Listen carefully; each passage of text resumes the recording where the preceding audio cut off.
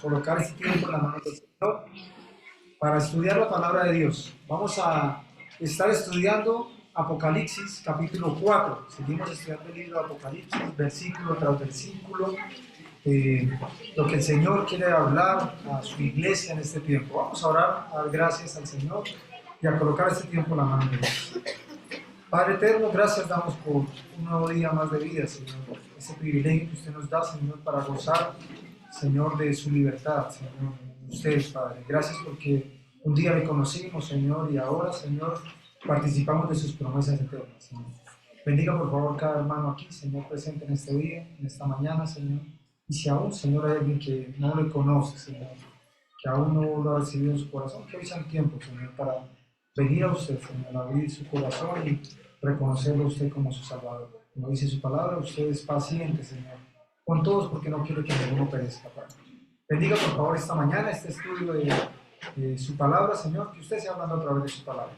Oramos en el nombre de nuestro Señor Jesucristo. Amén. Seguimos Apocalipsis capítulo 4.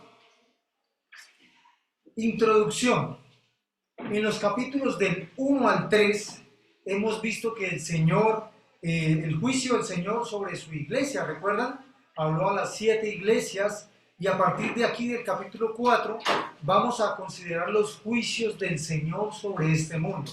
Recordemos que el próximo suceso para la iglesia es el rapto. Este orden es lógico, ¿no? Porque yo miraba que el juicio de Dios, capítulo 1 y 2 y 3 para la iglesia, debe comenzar por la casa de Dios.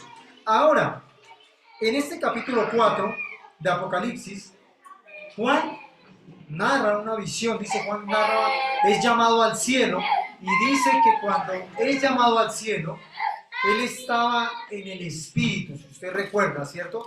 Diremos, dice capítulo 4, versículo 1, dice, después de esto miré, y aquí una puerta abierta en el cielo, y la primera voz que oí como de trompeta hablando conmigo, dijo, sube acá y yo te mostraré las cosas que sucederán después de estas. Primero vimos las cosas que son. Recuerda el capítulo 1, estudiamos las cosas que son. Ahora vamos a estudiar las cosas que sucederán. Y dice el versículo 2, y al instante yo estaba en el Espíritu, y he aquí un trono establecido en el cielo, y en el trono uno sentado. Y nos empieza Juan a narrar del versículo 2 al versículo 6 las características del que estaba sentado en el trono. Primero nos narra las características del que estaba sentado en el trono. Y dice que él fue llamado al cielo, que una puerta se abrió.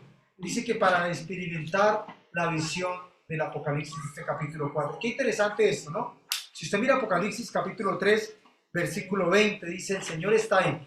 Dice, he aquí yo estoy a la puerta y llamo. Y si alguno oye mi voz y abre la puerta, entraré a él y cenaré con él y él conmigo. Muchas veces el Señor llama a la puerta de aquellas personas que no quieren escuchar, de aquellas personas que cierran su corazón a lo que es Dios. Pero en este capítulo 4, en contraste, dice que hay una puerta abierta para Juan, para ver esta visión, y una puerta abierta quizá para toda aquella persona que desea, que quiere recibir a Cristo en su corazón. Entonces, en este capítulo 4, ¿qué vimos también? Número 2, veíamos, ¿cierto? Dice que al instante él estaba en el Espíritu. ¿Y qué vio? He aquí un trono establecido en el cielo y en el trono uno sentado. ¿Por qué narramos desde el versículo 4, desde donde empezamos la semana pasada? Para entrar en contexto, para tener la línea de lo que estuvimos estudiando la semana pasada. Dice que hay un trono en el cielo. Juan nos describe también, empieza a describir el aspecto del que estaba sentado en el trono. El aspecto del que estaba sentado era semejante, versículo 3, a piedra de jaspe y cornalina, y lo estudiamos la semana pasada, y había alrededor del trono un arco iris, ¿cierto? Que nos recuerda la promesa de Dios sobre su iglesia, semejante al aspecto de una esmeralda. Y alrededor del trono, había 24 tronos, y vi sentados en los tronos a 24 ancianos, vestidos de ropas blancas con coronas de oro en sus cabezas. Recordemos que estos ancianos representan el pueblo de Dios porque adoran al Señor, porque en los capítulos posteriores vamos a ver que estos han sido redimidos por la gracia de Dios. ¿Y quiénes son los que hemos sido redimidos? Nosotros, ¿cierto? Entonces pensamos que los ancianos representan la iglesia. Y dice, y del trono salían ¿qué? Relámpagos y truenos y voces, y delante del trono ardían 7 lámparas de fuego, las cuales son los 7 espíritus de Dios. Dice que del trono salían relámpagos y truenos. Y esto nos recuerda la majestuosa presencia de Dios, como sucedió en la manifestación de Dios allí en el monte Sinaí, ¿recuerdan? Y ahora llegamos a este versículo 5, hoy probablemente vamos a estudiar desde el 5 hasta el 11, y versículo 5, el pastor nos compartía algo de la primera parte, de la parte A, de que salían tronos y relámpagos y truenos y voces. Y ahora desde la parte B, estudiamos el día de hoy, lo vamos a dividir en 2 partes. Número 1, sigue la descripción de lo que había en ese trono, de lo que había allí, ¿cierto? Y también la segunda parte de lo que hacen los que estaban allí. Una oración celestial es el título del estudio del día de hoy. Y dice el versículo 5, ya entrando un poquito en contexto, ¿cierto? Dice, parte B, y delante del trono, ¿qué ardía? Ardían 7 lámparas de fuego, las cuales son los 7 espíritus de Dios. Ahora, cuando nos acercamos al trono de Dios, recordemos que estamos hablando del trono de Dios, nos encontramos con ¿qué? Con 7 lámparas de fuego ardiendo, ¿para qué? Para dar luz, ¿cierto? Esto nos recuerda al candelero de oro con 7 lámparas, ¿recuerdan? Que era usado en el tabernáculo para iluminarlo. Éxodo capítulo 25. Estos detalles que nos indican que el gobierno de Dios es el reino de la luz y no hay ninguna oscuridad en él. Como creyentes, antes de conocer a Dios, estábamos bajo la potestad ¿de qué? De Satanás y de su reino de tinieblas. Vamos a Colosenses. Dice Colosenses, capítulo 1, antes de Colosenses, capítulo 1, versículos 12 y 13. Si alguien lo quiere leer. Dice, versículos 12 y 13, dice, con gozo, dando gracias al Padre que nos hizo aptos para participar de la herencia de los santos, ¿en qué? En luz, en el cual nos ha librado de la potestad de las tinieblas y trasladó el reino de su amado Hijo, versículo 13. Entonces, Él había cegado nuestro entendimiento para que no apreciáramos la luz del Evangelio de la gloria de Cristo. Ahora, de esta manera el diablo sigue trabajando, ¿cierto? Sigue controlando a las personas para mantenerlos en una vida de oscuridad, en una vida de ignorancia, en una vida alejada de Dios, en una vida de tinieblas. Pero ahora Cristo nos ha liberado de él para trasladarnos a su reino de luz. Eso nos recuerda esta lámpara, ¿no? Juan 1.5 dice, primera de Juan 1.5 dice, Dios es luz y no hay tinieblas en él. El gobierno de Dios es un gobierno transparente.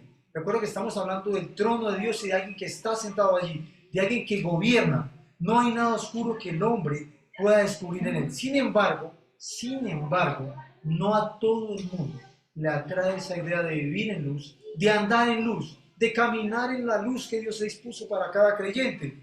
A todo el mundo no le parece atractiva esta idea.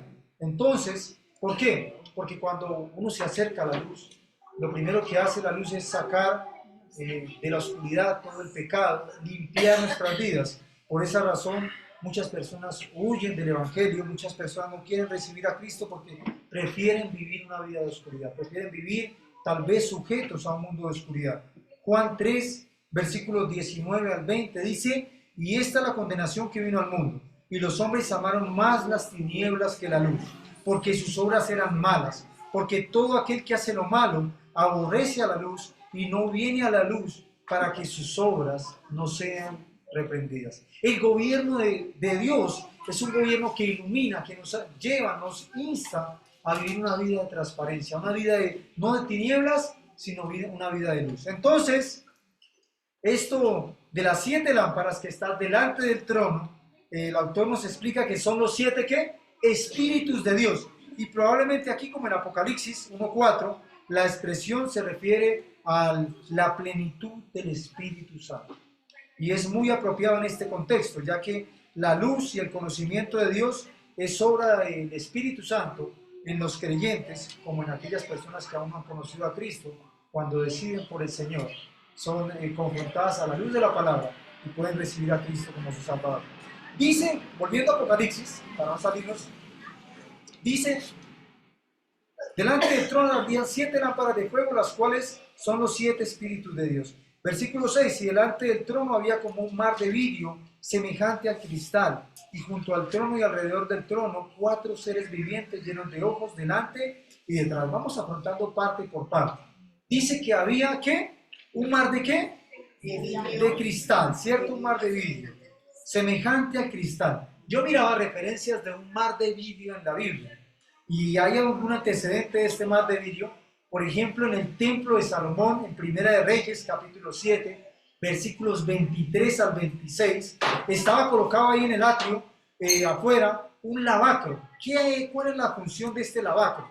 Lo llamaban el mar. En aquel entonces era llamado el mar. Los sacerdotes, los que servían a Dios, lo utilizaban para lavarse y purificarse. Así que la referencia a este mar significa lavar y purificar. En el Nuevo Testamento, en Tito, capítulo 3, versículo 5, el lavacro significa la regeneración y la renovación por el Espíritu. Eso significa. Tito dice, capítulo 3, versículo 5, dice, nos salvó, no por obras de justicia que nosotros hubiéramos hecho, sino por su misericordia, de aquel lavacro, por el lavamiento de la regeneración y por la renovación en el Espíritu Santo. Entonces, ahora en Apocalipsis vemos otra referencia de este mar, ¿cierto? En Apocalipsis notamos nuevamente que este mar de vidrio, ¿dónde está?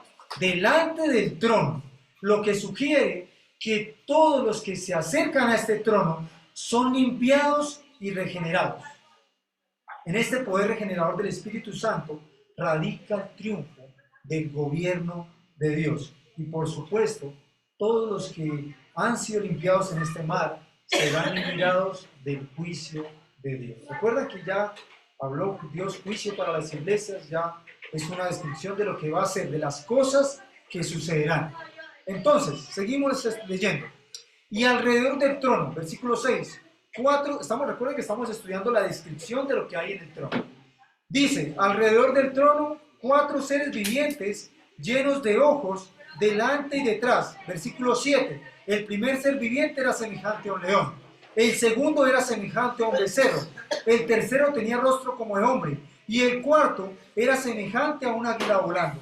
Los 4 seres vivientes tenían cada uno 6 alas, y alrededor y por dentro estaban llenos de ojos. Hasta ahí.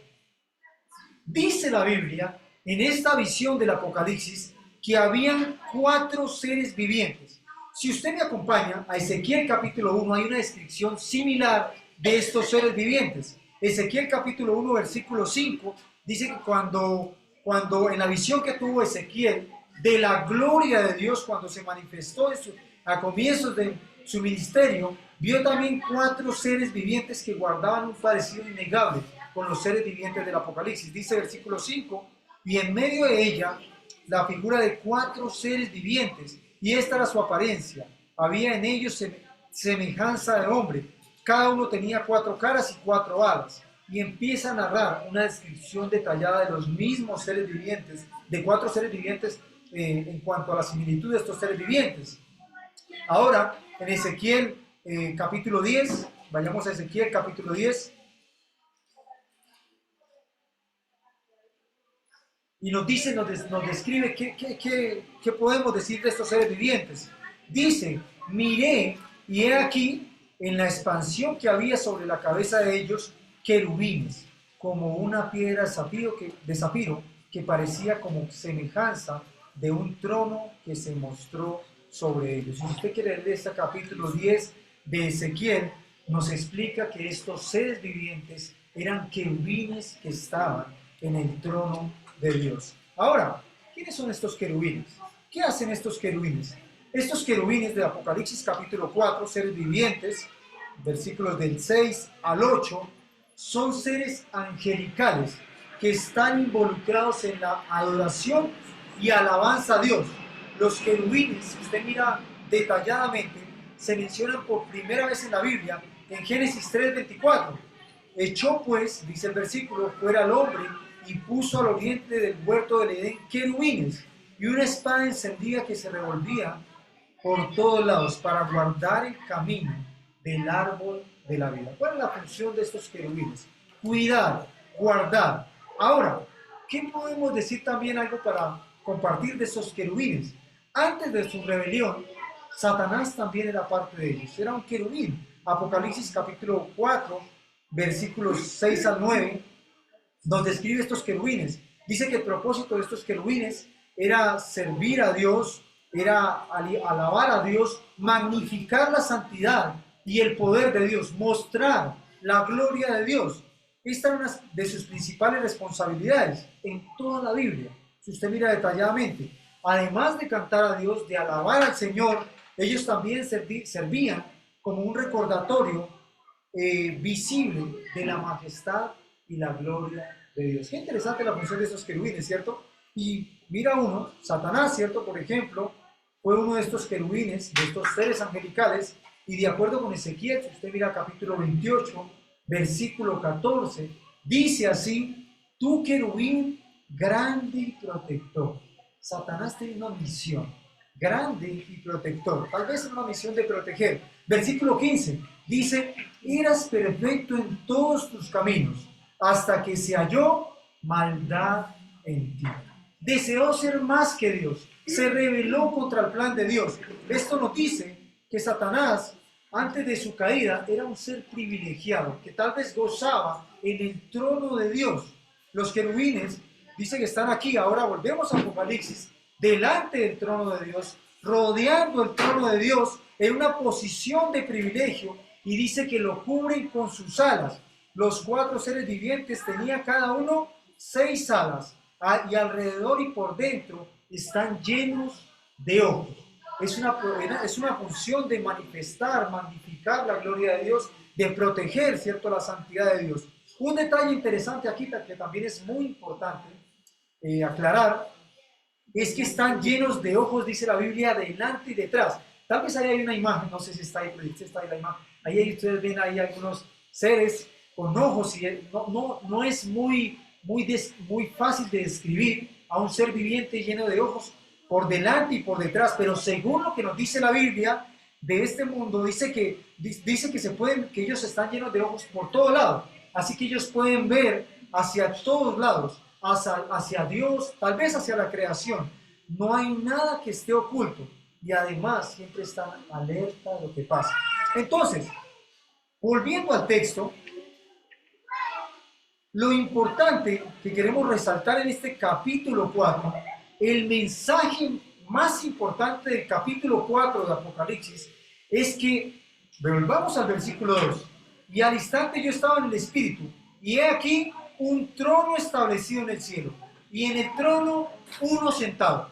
Lo más importante que quiero que usted aprenda el día de hoy, que nosotros comprendamos, es que el mensaje central es que Dios está en el trono.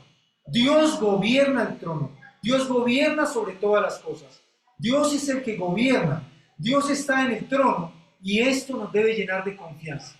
Que Dios, a pesar de las injusticias de este mundo, a pesar de todo lo que pasa en esta sociedad que está de espaldas a la voz de Dios, no importa si vienen catástrofes, si vienen hambres, si vienen plagas, no importa lo que pase. Lo que Juan quiere que sepamos es que Dios está en el control de todo, y nada está fuera de su control, porque hablamos aquí de lo que está por venir, ¿cierto? Las cosas malas que vienen para la tierra, el juicio que viene para la tierra, no significa que Dios ha abandonado su trono. Las cosas malas que vienen, o no significa que Dios ha dejado su propósito.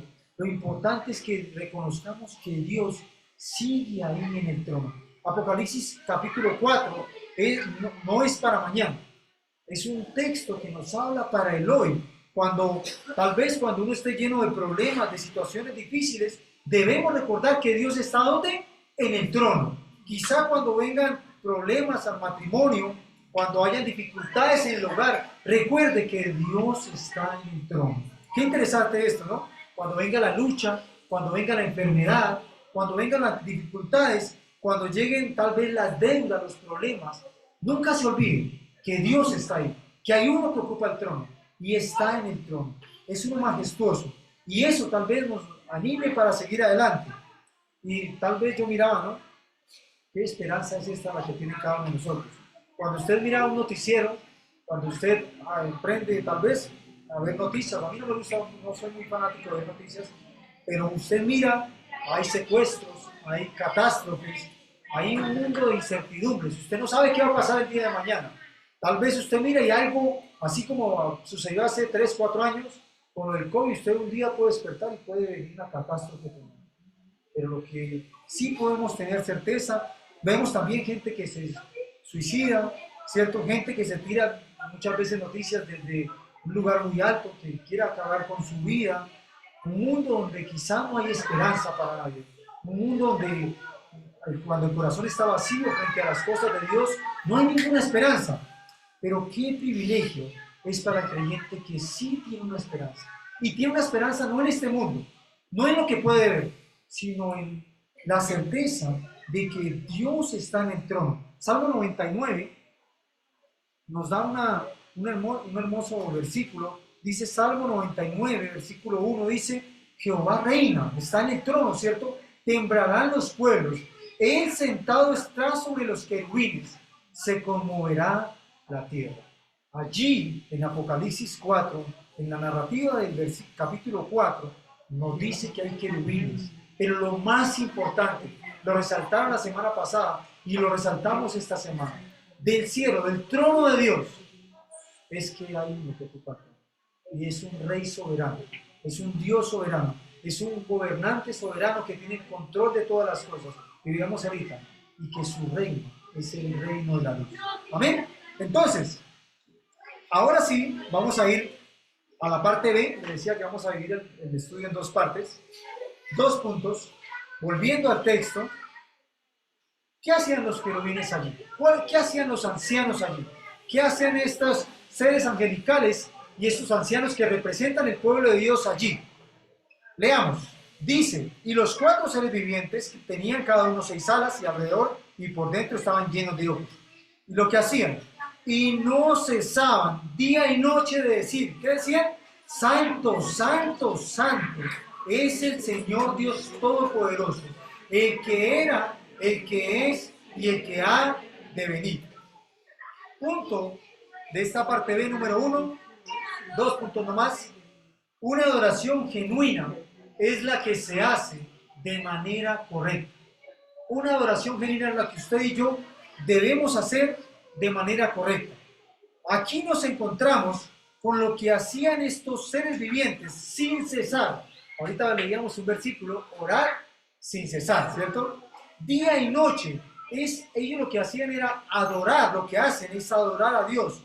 No olvidemos que la adoración a Dios es la actividad principal en el cielo. Y allí tendremos tal vez la capacidad de hacerlo sin descanso.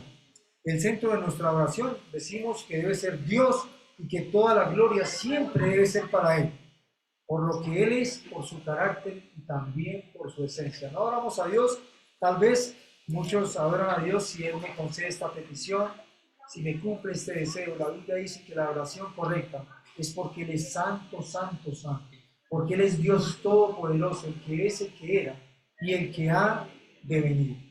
Entonces, una adoración correcta es aquella que depende siempre de mirar a Dios, ¿no? De colocar nuestra mirada en Él. Y me pareció muy interesante algo aquí también. ¿En qué tiempo adoraban ellos a Dios? Y no cesaban, ¿cuánto? Día y noche. Miremos por un momentico el tiempo en el cual estos querubines adoraban a Dios. Día y noche. Y yo pensaba, cada cuánto yo reconozco la santidad de Dios, cada cuánto yo reconozco el poder de Dios, cada cuánto yo reconozco que Él es eterno, que yo fui el que fue creado por Él y que debo agradecer a Dios por su santidad, por su poder, por su eternidad, por el plan que diseñó en mi vida. A veces nosotros nos olvidamos de adorar a Dios por aquellos atributos, por resaltar las características de Dios. Y esto nos recuerda la importancia de adorar a Dios en todo tiempo, que no pase un solo día en nuestras vidas, una sola noche, sin reconocer la grandeza, sin alabar al Señor, sin adorar su santidad, sin adorar su grandeza. Y una pregunta para hacernos nosotros el día de hoy es, ¿Cuánto estamos alabando a Dios? ¿Cuánto usted alaba a Dios por lo que Él es? No hablemos de por lo que Él ha hecho en nosotros, sino por lo que Él es, por su santidad. ¿Cuándo usted y yo adoramos a Dios por su santidad, por su poder? ¿Cada cuánto lo hacemos? Tal vez por sus atributos. ¿Cada cuánto usted en su adoración y yo adoramos a Dios por los atributos de Dios? Tal vez una vez al mes, una vez a la semana.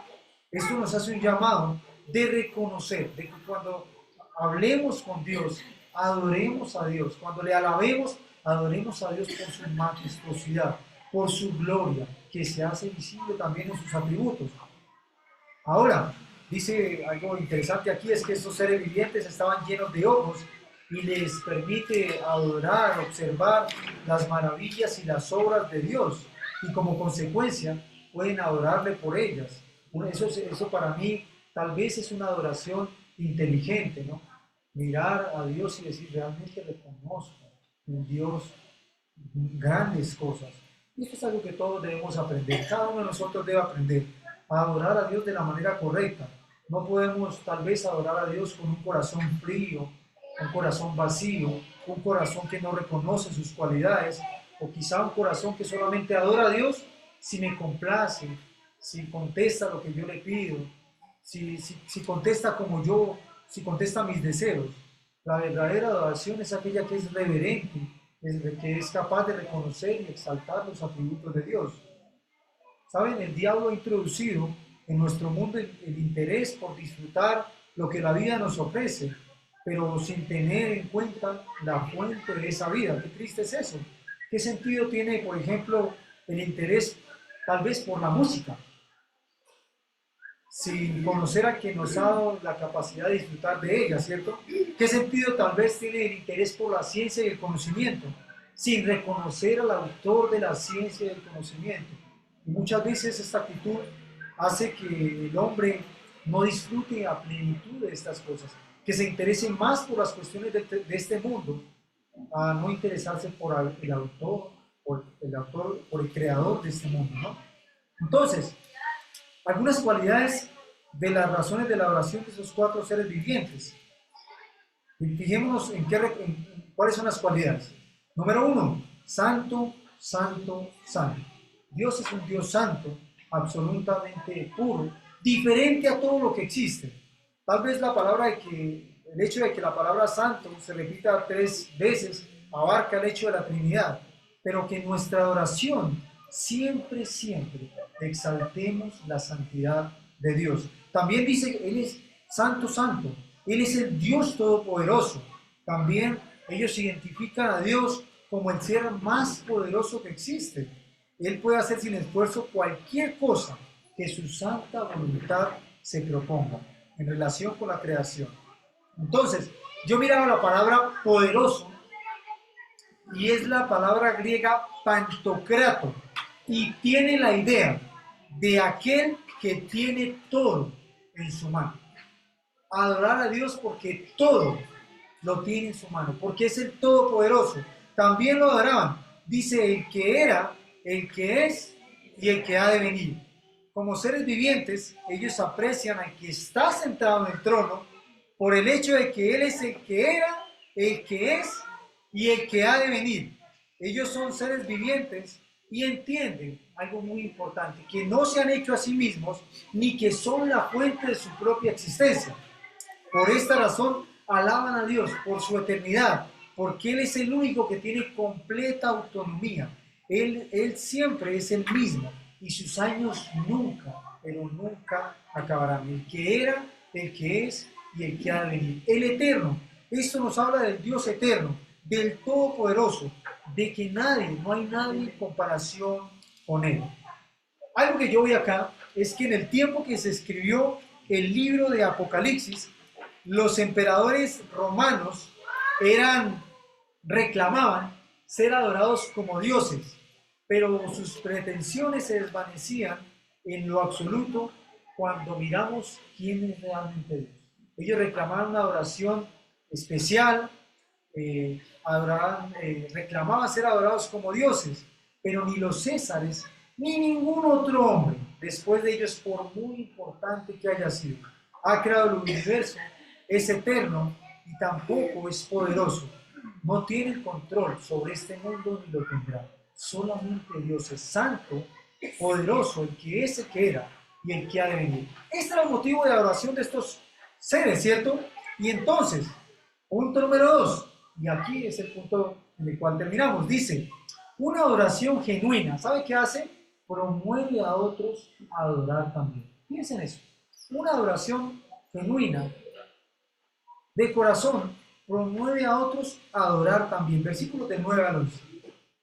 Dice, y siempre que aquellos seres vivientes dan gloria y honra y acción de gracias al que está sentado en el trono, al que vive por los siglos de los siglos, ¿qué pasaba? Versículo 10. Los 24 ancianos se postran delante del que está sentado en el trono y adoran al que vive por los siglos de los siglos y echan sus coronas delante del trono diciendo, Señor, tú digno eres de recibir la gloria y la honra y el poder, porque tú creaste todas las cosas y por tu voluntad existen y fueron creadas. Un cántico de alabanza de los 24 ancianos que representan al pueblo de Dios es estimulado por estos seres, angelicales que adoran a Dios. Entonces, aquellos seres vivientes dan gloria a Dios y como consecuencia también los 24 ancianos, el pueblo de Dios, dice la Biblia que se postra delante del que está sentado en el trono.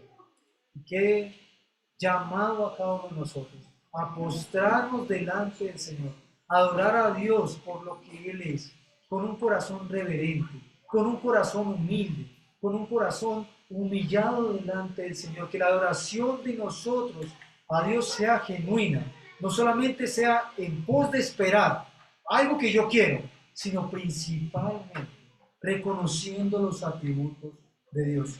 El saber que estos ángeles adoran a Dios debe promover también nuestra adoración, que seamos una iglesia que siempre exalte el nombre de Dios, que en nuestro hogar, en nuestro trabajo, siempre podamos reconocer la grandeza, la santidad de Dios, que nunca nos olvidemos de adorar a Dios. ¿En qué tiempo? La Biblia dice que día y noche, que no pase un solo día de nuestras vidas en el cual no nos acordemos de Dios. Cuando nos levantemos al mediodía, cuando hay un espacio para acordarnos del Señor. Ahorita hablamos de orar sin cesar.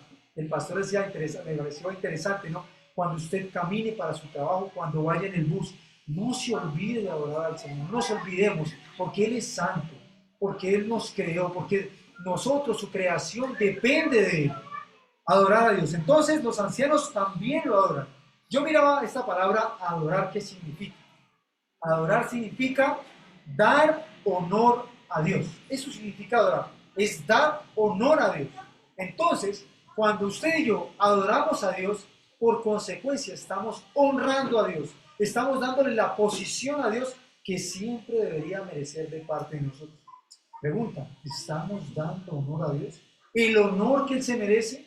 Hay personas que miran a Dios, tal vez, alguien en un comentario decía, como ahí un viejito con barba, pero ¿usted cree que tal vez imaginarnos a Dios de esa manera es lo que la Biblia nos llama? Tal vez como un Dios que es el que era, el que es, el que ha de venir, que lleva muchos años que creó el mundo, como tal vez un Dios de muchos años que no merece adoración. Al contrario, Dios es Dios digno de toda alabanza y adoración. Postrarse, dar honor adorar significa dar honor a Dios. ¿Y ellos cómo daban ese honor a Dios? Dice, y los versículos 10, y los 24 ancianos que hacían, se postran delante del que está sentado en el trono. Qué bueno es que nosotros tengamos ese sentir, ¿cierto? Postrarse, no solamente, amén, si usted tiene la disposición de arrodillarse delante de Dios, pero no solamente tiene que ver con una posición física en señal de reverencia a Dios. Y aunque todo nuestro ser debe reverenciar a Dios, la postura de nuestros corazones es más importante que la posición de nuestros cuerpos. Postrarse tiene que ver con un corazón que está dispuesto a alabar al Señor, con un corazón que está dispuesto a reconocer cuando algo está mal delante del Señor. a exaltar los atributos de Dios. Postrarse tiene que ver con dar reverencia a Dios, con colocar, con honrar al Señor con nuestras palabras, no solamente con lo que digamos, no solamente con arrodillarnos, sino con nuestra manera de vivir, que nuestra vida sea una vida que adore y honre al Señor. Dice, cuando la postura de nuestros corazones es de humildad y reverencia, nuestros cuerpos generalmente desean expresar esto de manera física. Hay un salmo aquí, Salmo capítulo 62, versículo 8, hablando de la reverencia, de postrarnos delante del Señor.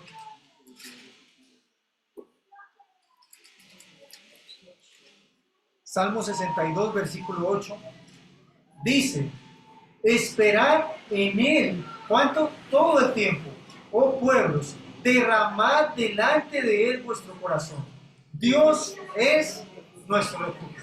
Qué interesante este salmo. Nos dice que adoremos a Dios en reverencia, que nos postremos delante del Señor, ¿cierto? Ahora, este Salmo 62, 8 nos dice que es en todo tiempo. Derramad delante de Él vuestro corazón. Dios es nuestro refugio. Cuando un creyente se postra delante de Dios, venga lo que venga para su vida, puede tener confianza, puede tener certeza. No importan las tribulaciones, no importan las pruebas, no importan las dificultades, porque cuando está postrado delante de Dios, reconoce que el Dios soberano, el Dios que gobierna, es el Dios que lo cuida y puede estar seguro. Cuando nuestra oración es correcta delante del Señor, cuando derramamos nuestro corazón a Dios, como consecuencia, Dios nos llena de Él. Su Espíritu está siempre con nosotros y nos llena. La Biblia dice que cuando somos reverentes a Dios, podemos estar confiados. Cuando derramamos el corazón delante de Él, podemos tener certeza de que Él nos cuida, en medio de cualquier dificultad. Volviendo al texto, estos 24 ancianos, dice que tenían esta actitud de adorar les parece justa. Hicieron algo muy interesante. Parte B dice, empezaron, versículo 10 dice, los 24 ancianos se postran delante de Él, del que está sentado en el trono, y adoran al que vive por los siglos de los siglos. ¿Y qué hicieron? Y echan sus coronas delante de su trono diciendo, Señor, digno eres de recibir la gloria, la honra y el poder, porque tú creaste todas las cosas y por tu voluntad existen y fueron creadas. ¿Por qué echaron todas sus coronas? Porque tú creaste todas las cosas y por tu voluntad existen y fueron creadas. Ellos abandonan sus coronas, las colocan delante del trono de Dios, mientras adoran diciendo esto, mientras adoran cantando esto. Digno eres, Señor, de recibir la gloria, la honra y el poder, porque tú creaste todas las cosas. Qué bendición, ¿no? Así que estos ancianos que representan a todo el pueblo de Dios, a todos los redimidos, a todos los que hemos conocido a Cristo como su Salvador, nos llevan a la idea de siempre dar la gloria a Dios por todo lo que Él ha hecho en nosotros, porque Él es digno de recibir toda la gloria y la honra. Es un llamado a cada creyente a reconocer que todo lo que somos, todo lo que tenemos, se lo debemos a Él.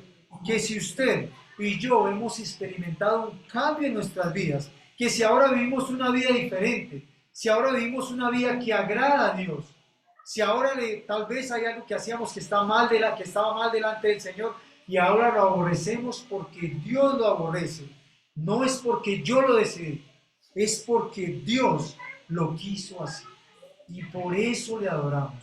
Entonces, dice el versículo 11, porque tú creaste todas las cosas y por tu voluntad existen y fueron creadas. Es muy interesante esta parte, ¿no?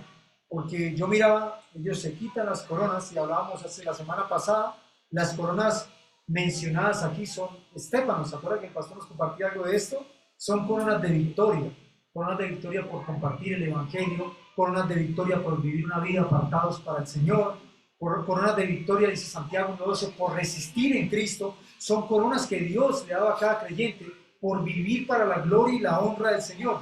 Son las coronas que recibió un atleta cuando ganaba un juego olímpico. Son coronas, son premios de parte de Dios para el creyente que ha decidido jugársela por Cristo.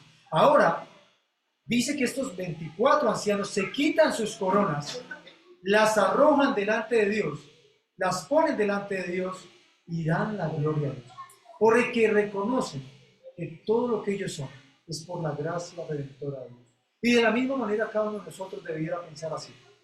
Qué bueno es que usted hoy piense si está aquí en la iglesia, si el Señor ha hecho un cambio en su vida, si usted está experimentando una nueva vida en Cristo, que todo lo lleve delante del Señor, que le dé toda la honra a Él.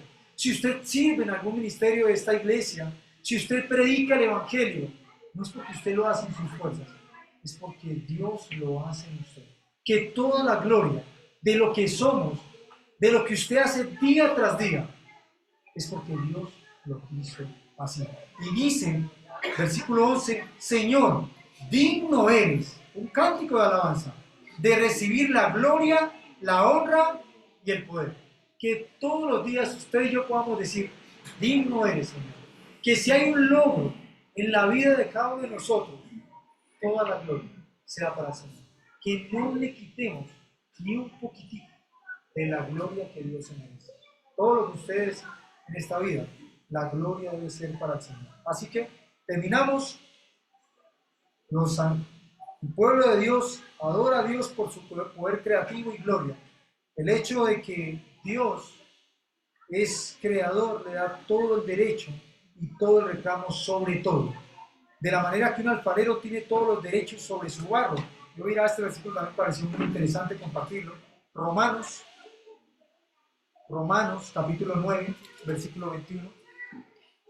Dice que el derecho de ser el creador le da el derecho y potestad sobre toda la creación. Romanos 9, 21 dice, ¿o no tiene potestad el alfarero sobre el barro para hacer de la misma masa un vaso para honra y otro para deshonra? Lo que quiero que comprendamos en este versículo es que Dios tiene el derecho de creación sobre cada uno de nosotros. Él es el creador y este hecho puede ser aceptado por nosotros y disfrutado, porque tiene el derecho, o también puede ser llevado a frustración. Mi hermano, yo le digo que Dios nos ha salvado para un propósito eterno, para vivir esta vida de una manera diferente, para que podamos dar siempre testimonio de lo que Él es, para que podamos predicar el Evangelio a otros, para que podamos mostrar amor a otros, para que si usted tiene la oportunidad de compartir el Evangelio, siempre piense que Dios le hace privilegio, que no es porque usted lo hace en sus fuerzas, sino porque Dios es quien pone el querer como el hacer. Así que hay un valor tremendo al reconocer esta frase, ser creado. Delante de Dios debemos ser sujetos al Creador, obedientes al Creador y siempre, siempre dar la gloria y la honra al Creador. Qué bueno es esto, ¿no? Que como creyentes podamos vivir una vida agradecidos delante de Dios por la vida que nos tocó vivir, porque es una vida de privilegio, porque un día vamos a estar delante de Dios en alabanza y adoración. Y acá había un grupo de seres angelicales honrando a Dios. Había unos representantes de la iglesia adorando y alabando a Dios. Y dice que se postraban. Y esto nos llama a una oración con un corazón que se humilla delante de las cosas de Dios. Pero no solamente que se humilla, sino que comprende que todo lo que es y todo lo que tiene es porque Dios lo quiso hacer. Vamos a orar en este tiempo, a dar gracias al Señor por esta mañana, por este libro de Apocalipsis, porque también nos habla en este tiempo actual de cómo debe ser el sentir de la iglesia, una oración genuina.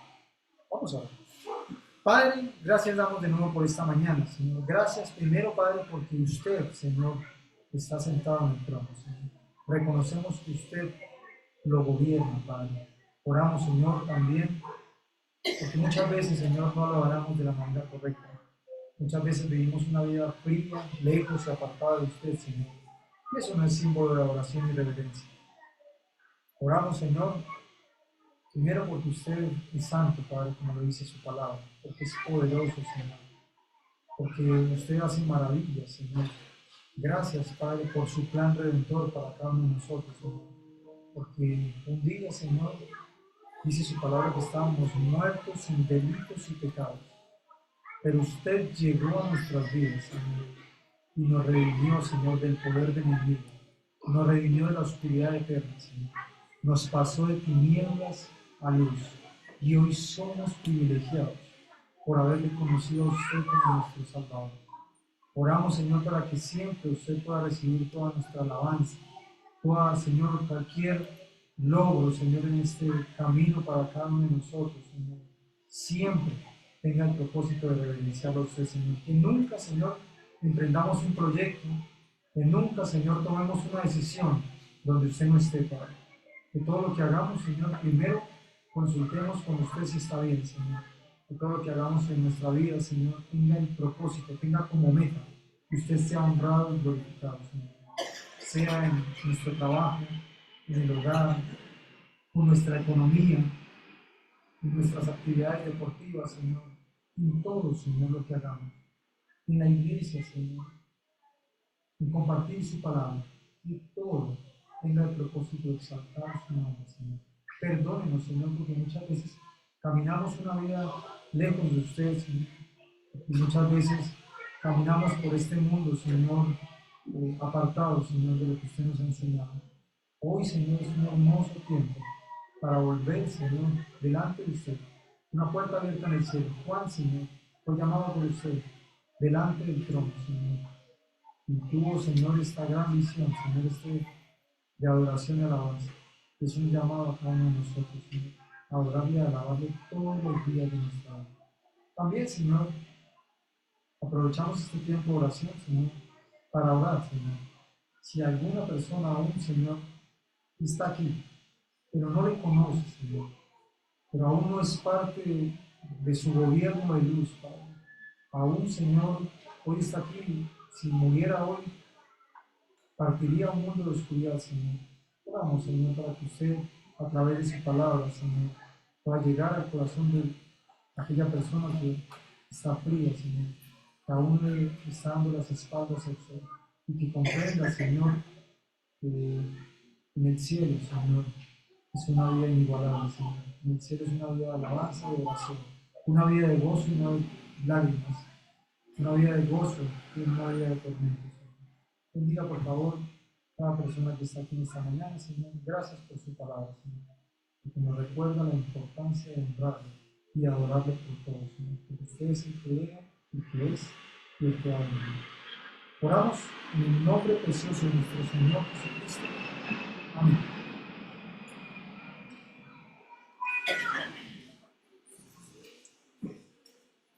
Mis hermanos, recordemos entonces el día martes tenemos nuestro tiempo devocional de varones de manera virtual. Ahí hacemos la llamadita, ahí en el grupo hay 18 varones.